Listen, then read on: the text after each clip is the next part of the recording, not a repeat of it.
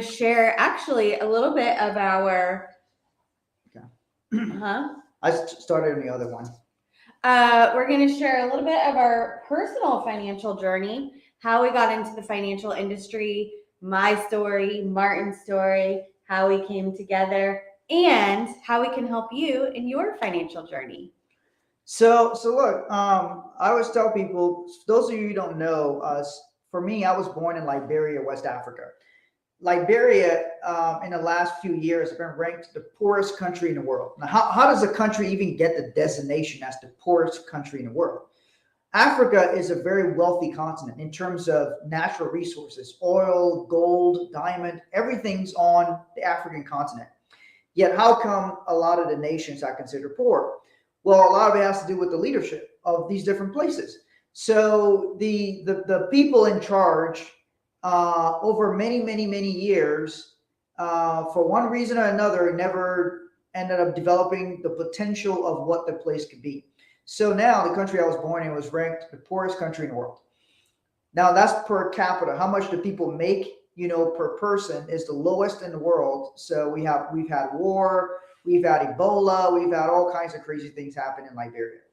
So that was my experience growing up. Throughout my childhood, it was like all this traumatic war, all these situations happening.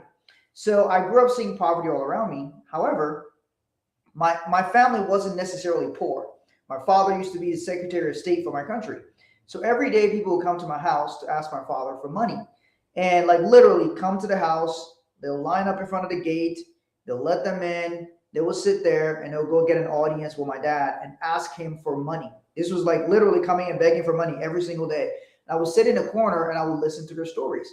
And it were all stories like, hey, my child is sick, my parent is sick, I need, food today. Some of these people would walk there from across the city. And so he would help them. And I realized that money was important to people. So from a very young age, I realized money was very important to people. And then when I was about, I think, 8 years old, I grabbed my older brother and I decided we were going to do a business called my older brother Jerry and Martin's Credit Union. And Jerry Martin's Credit Union, the whole idea was I would lend people small amounts of money so that it could help them and they could like start a little business and then they could pay me back. So that was like my first little business. 8 years old, I started Jamku, we called it, Jerry Martin's Credit Union. And I was just trying to solve financial issues and financial things. I was just trying to do something about the condition that I saw growing up in my life. And then the people who borrowed money from Jamku never paid us back. So my first business probably went out of business when I was 8 years old and started. Jerry, my brother really wasn't involved, but the name, I thought I needed somebody older to go do it with me. But that I learned an important lesson in that there was a demand for people wanting solutions when it comes down to their finances. So then, I came to America and then I ended up finding somebody who was in the financial field, and that's how I got started in here. So, for me, my financial journey, what led me into the financial industry, I had a little intro when I was like 18. I was I think at the time, I was the youngest person to get hired at E-Trade Securities. And it was like really an exciting time because E-Trade was like growing and blowing up the whole online, the whole .com, era, and online investing where you used to have to only go to a broker to place trades, to invest in the stock market. And now there was this online trading opportunity. And it was like exploding. And they literally were hiring. I mean, if you had a pulse, you could get hired because they were like growing so fast and trying to hire so fast. And we went from like 1 2-story building to 3 3-story buildings just in the time I was there, like 2 years. And so it was an exciting time, but I didn't really take advantage. I didn't really appreciate the opportunity at the time because all I was thinking is I didn't want to like sit at a desk and talk on the phone and have people yell at me because they didn't know what they were doing, trying to invest their life savings in the stock market and losing everything. So I did study for my Series 7 at that time. And I had a really good experience. I was like my first corporate America, job and experience. And then I went and did a lot of other things. And then it was when I became a mom that I really started thinking about okay, what am I going to teach my son? And it was when William started going to school. He was like about 5 years old. And I realized the things that he's learning in school are not going to teach him the tools to be successful in life. Mm-hmm. I wanted him to, have unlimited dreams. I wanted him to have all the tools and belief and confidence to have a successful life. And I, at the time, was a single mom. And I felt like, I didn't feel like I was struggling to find family success and financial success. So like I was either spending time with William and I was broke, or I was making money and I wasn't spending any time with William. And I felt guilty either way. I felt like I was failing either way. And I wanted to be able to have time with him and have a successful family life. And I wanted to be successful financially because I knew he wasn't going to learn that in school. And if he was going to learn it, it was going to be from me, which meant I had to figure it out. And so I went on this journey of reading books, going to seminars, getting around the right people to learn, like, how does money really work? And how can I make it work for me? And how can I be an example for William so that he learns these tools? And so as I learned the books that I read, the seminars I went to, I involved him in everything right along with me. So he started learning about money and good money habits and how money works from like 6 years old. And so everything I learned, I taught him. And I kept going on this journey. I kept trying to figure out, okay, what do I want to do that I can contribute? At the time I was living in Las Vegas and I was working in the nightlife industry, and it was fun and exciting, but not so much when you're a parent, and not so much when you want to make an impact for positive, for good in people's lives and in your own life. So I was like looking around, what the heck do I want to do that's going to impact my life, William's life, and that I can help others improve their life as well. And so one of the seminars that I went to, I met a group of financial advisors. Actually, well, not the same group of financial advisors that got Martin into the industry, but at the time he was working with this same group. And so they invited William and I to come out to San Diego, which is where I always wanted to live. I loved San Diego. I loved the beach. And so I ended up packing up me and William. We went to San Diego and to start this new life and this new journey of working in the financial industry, learning how money works and teaching people how money works as well, and making money doing it as well. And so that's how Martin and I met. And we both were so aligned in what we were wanting to accomplish in our life, what we were wanting to do for ourselves, for others, that we started out as a friendship. He kind of took me under his wing. Although what I've come to realize, this wasn't like a friend zone. Although what I come to realize is apparently guys and girls can't be friends. Okay, I wasn't in a friend zone. Yeah, I made a move pretty quickly on this whole thing. I didn't know that. I had to go seal the deal really quickly on the whole deal and all Okay, that. well, who really sealed the deal? She didn't friend zone me. Who really sealed I wasn't the deal, pretending to be her friend. Okay, let's not avoid this. Yeah. Who really sealed the deal, though? She had to close. She had to close. She had to close. I had to let her close me. Oh, okay. I was like, all right, let's move things along here. So anyways, yeah, what I've come to learn, we were watching last night. If you guys have not heard of or seen Matt Rife, he is a hilarious comedian. R-I-F-E, right. Yeah, he's so funny.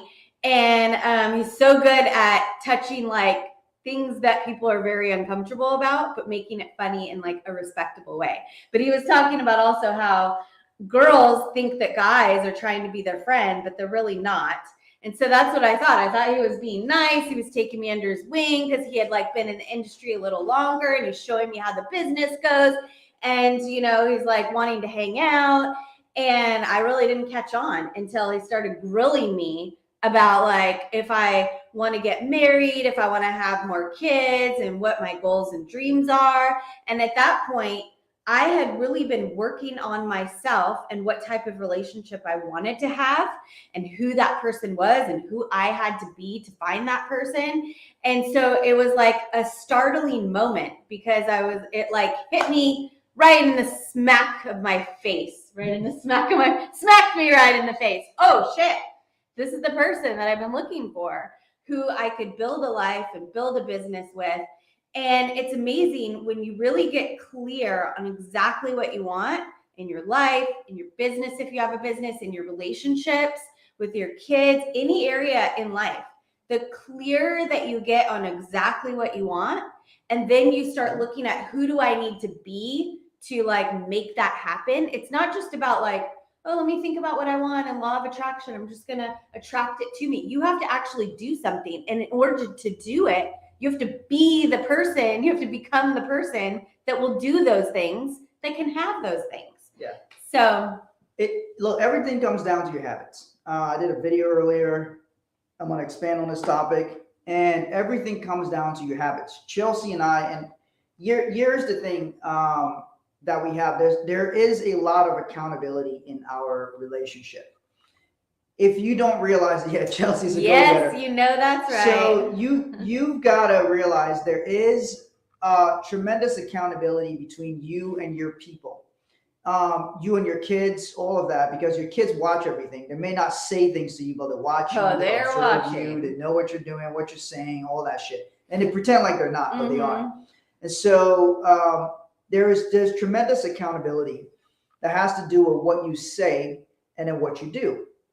And so even this morning, Chelsea was talking to me about that. There was something that that has to do with our son turning 18. He's about to turn 18, and we're discussing her perspective on him turning 18. Some of my And I perspective. am quickly trying to find the rewind button. Yeah, and so we're talking about that. And we're talking about our perspectives and different things.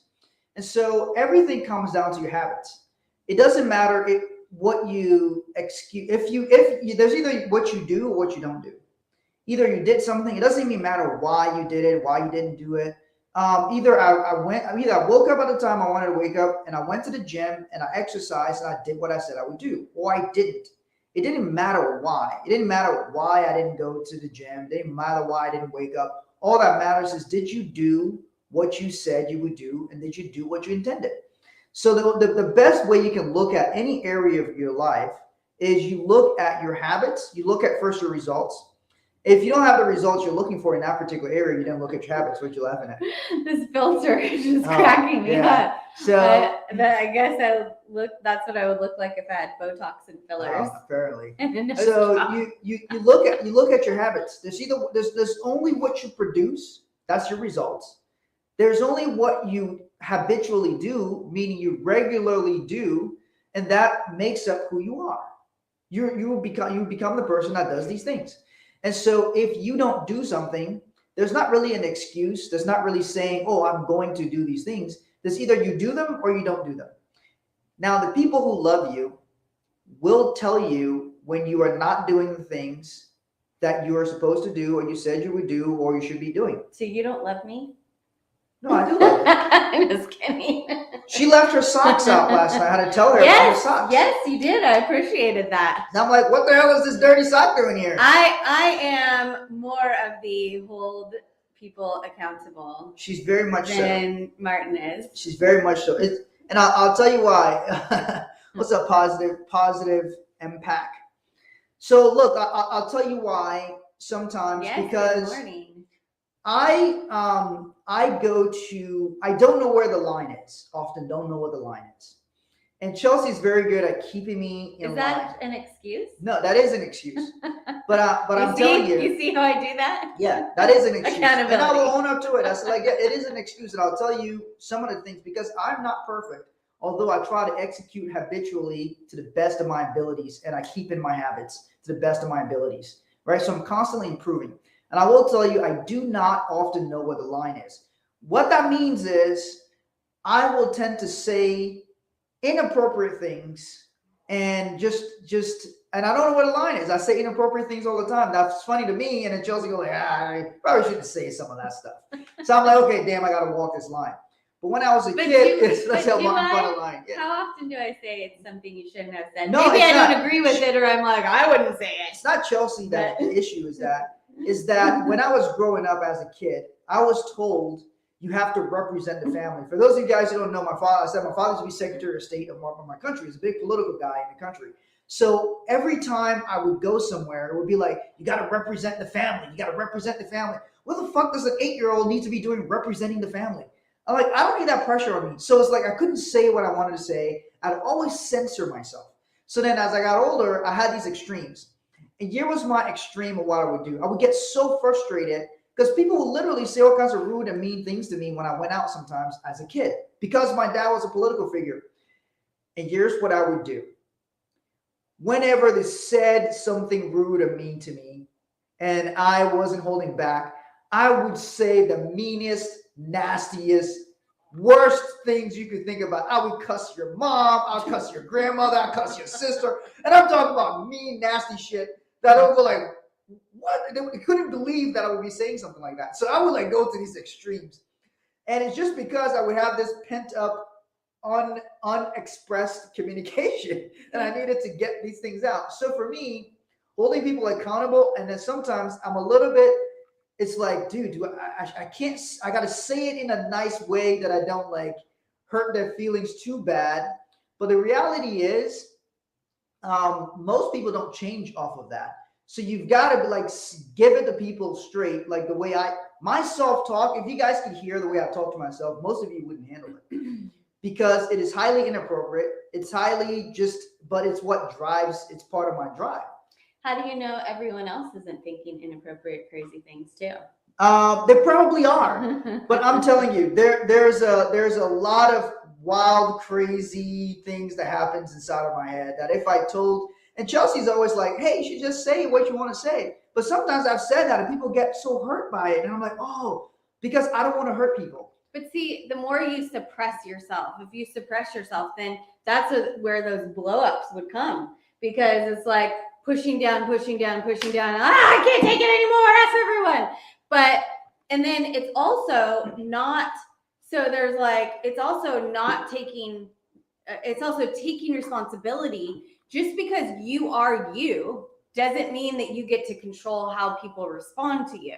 And so people may like it and they may not. And then there's also like having, not so much having to be careful of what you say to others, but having care for others. Yeah. And so then it's like, it becomes this, just like, if you diet and you restrict yourself from anything that you want and then you go binge. Yeah. And then but then also it's like having that it's almost like a muscle of practicing that communication, of communicating what you think and feel, but then also like having good communication with others. So it's not just like, oh, I said what I want, now it's your problem. Yeah. Well, things are a lot different now to where I can say things to people in a way with affinity, where I can be like, hey, dude, why are you being a little bitch? And then it's not meant to be mean to you because I say that to myself. I mean that in the most loving way. I mean that in a loving way. I'm like, are you complaining? Why are you bitching? Why are you bitching right now about that? So, because I say that to myself. I look in the mirror and I'm like, dude, are you being a little bitch right now? Like, why? What? Like, I say that to myself. I understand. I go to the gym and I lift in the weights and I get stuck and I'm like, dude, are you being a little bitch? Like this little old lady she's here. She's 80 years old. She's working out next to you. Don't be a little bitch, man. And then, that gives me some motivation. So I always say it in a loving way to people, but I want you to understand some of the punishments I used to get when I was a kid. In Liberia, they would pepper you. Pepper means to grind the hot peppers and to put them in your nose, put them in your eyes and shit like that. And I used to just unleash on people sometimes verbally, and then I would get peppered. So I'm like, okay, there's a big punishment for this.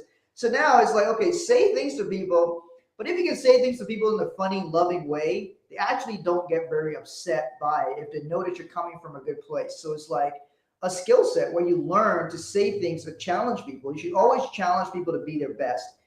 And it comes from you being your best. You don't really there's something called ethical presence. You can't really tell somebody to eat right if you're eating like shit. You can't tell somebody they need to go work out if you don't fucking work out. You can't tell somebody to be disciplined if you don't have discipline in your life. So when you are doing the things in your own life and building those habits, it gives you the ethical presence to then challenge somebody on their bullshit.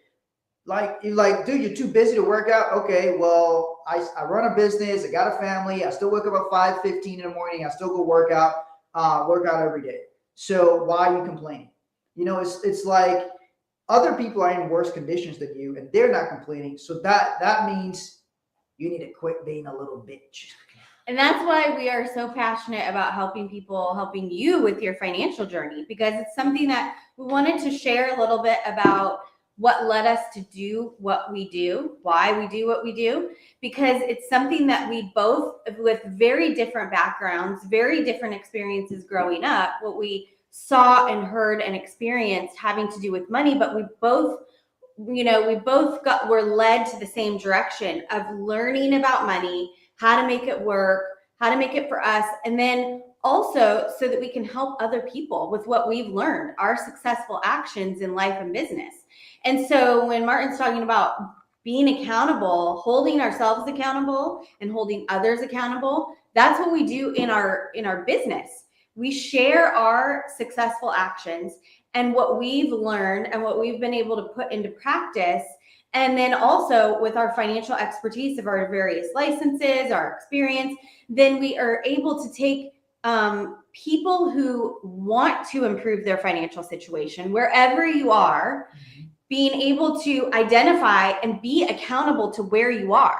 I'm sure if you look at your finances, there's somewhere else you'd like to be. Most people, and if they say they're happy with where they are, they're probably lying to themselves, because there's some aspect of your life that you could improve. There's some aspect that's maybe missing from your life, that your life would be better if you had that. And it mostly comes down to money, because if you want more experiences, if you want more time with your family, if you want to live in a better environment, if you want to do nicer things, if you want to give more and help more, all of that comes down to having resources to be able to do so. So we are passionate about not only holding ourselves accountable in our life and our business, but holding you accountable to get to your financial goals, to help you identify with where you are, to really confront, where am I? Why am I stuck here? And then what are the actions that you have to take, and who do you have to become to get to those goals? Yeah. And so there's a lot of programs, resources, and tools that we have that can help you get from wherever you are now to where you want to go, whether you're starting out, whether you've created a lot of success, whether you've gotten to a certain point and you feel stuck, whether there's some things you have confusion on, we can help. And so if you have specific questions, you can reach out to us. You can send us a DM. You can also check out our program that we have, which is Wealth Kickstart. And this really helps to do exactly what I was just talking about. It helps you get your finances organized so you know exactly where you are, what you need to face right now. What are the most pressing issues in your financial house that you have to face and confront? And what actions do you have to change? What habits do you have to adjust? And what things do you need to focus on to get exactly where you want to go, to increase your net worth, to create a better life for you and your family and your community? Yeah. So, and all the things that we're doing, all the things we talk about are things that we have done or we are doing. Okay. So it's like all the people talk about you become your own bank, all this different stuff. Those are things we've put into place for years. I bought my first life insurance policy. I'm 39 now. I bought my first life insurance policy when I'm in my early 20s. I didn't even have a spouse. I didn't have any kids. I bought it because I was trying to store cash in there. That was like 15 years ago when I first got my first life insurance policy to do that. So because I had learned about it, and I was like, okay, something happens to me, I can leave some money to my mom, but I can also build cash in these strategies. So when people are talking about these things, some people just learned about them last week. We've been doing this for decades. So there's different things that we've done, implemented, and done for ourselves. When Chelsea and I got married, we established our family trust. All these different things. We set things up because we have a minor son. If something happens to us, how do the assets be distributed to him? Yeah, he's going to be 18 very shortly. Oh my God. And then it's like, okay, so how do we make sure that our wealth and our assets don't negatively impact him? Because there's some kids that be like, oh, I've got a trust. They're called trust fund babies. Oh, I got a trust fund. So they don't want to go produce and work as hard. So then how do you continue to instill hard work in somebody who may understand that they may receive a large amount of money? Well, you don't make it a large amount of money for him to get all at once. So we space out. If Chelsea and I die tomorrow, our son's not just going to inherit a bunch of fucking money, okay? it's structured in a trust that funds will be dispersed to him in terms of cash flow at different ages. And if he's abusing drugs, all this different stuff, he's not going to get that money. Why would I give a drug user a bunch of money? He's not going to use drugs. He doesn't use drugs. He's like into his fitness and everything like that. But I'm just giving you examples. Yeah, can we stop using that example? She doesn't like that please? example. But I tell you that because there are people who their children do use drugs, and when they pass away, they give them a bunch of money, and then they go and further go downhill, and they abuse themselves and their bodies and all of that because of their habits. And now they got more money to fuel their habits, right? Thanks for saying that, DJ Greg. We're happy to help you. You're happy to help, Greg. So I want you to understand that there's resources and tools we have that can help you. You can go to our website, 6buildingblocks.com/kickstart, and check out that program we're talking about. You can also send us a DM if you have any questions. A lot of people DM us each day. We have conversations with them and help them figure out where they are, the things they need to do to reach to their next level, wherever that is. And that really is our entry level program. If you're at another level also where you've created wealth and you're looking at, okay, how do I save on taxes? How do I do tax planning? What are some other investments? Now I've grown my business and my wealth. Where else can I put my money to make it work? How can my money make money? And looking at all of these other things, when you get to be an accredited investor, when you've created, a certain amount of wealth and you need help getting to the next level and organizing all of it and where to go to really accelerate your wealth, then we have another program that's appropriate for you. Yeah, that's a super comprehensive one where we help you all kinds of different areas of your finances, private real estate investments, business valuation. Imagine if you have a business you could sell and you could earn way more selling the business than what you think the business is worth now. And we can show you how to increase the value of the business so that you can sell it for a lot more. All of that that's in a more advanced structure that we have. So if you want to know about those things, also send us a message. We'll be happy to get you info on that. So thank you for tuning in. We appreciate you. We hope you have an excellent weekend and reach out. Let us know how we can help. Bye. See you on Monday.